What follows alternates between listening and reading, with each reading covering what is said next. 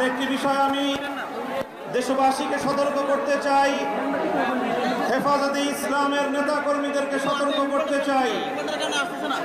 ইতিমধ্যে আপনারা বিভিন্ন যোগাযোগ মাধ্যম, সামাজিক যোগাযোগ মাধ্যমে দেখেছেন পরাজিত শক্তির ফ্যাসিবাদী নেত্রী জালিম শাহী শেখ হাসিনা নরেন্দ্র মোদীর ঘরে বসে বাংলাদেশের অভ্যন্তরে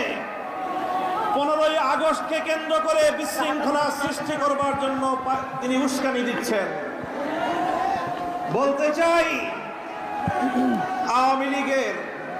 যুবলীগের, ছাত্রলীগের যারা বিগত 15 বছর পর্যন্ত হাতুড়ি লীগের ভূমিকা পালন করেছেন, মনে রাখবেন এখন বাংলাদেশ আর সেই 16 বছরের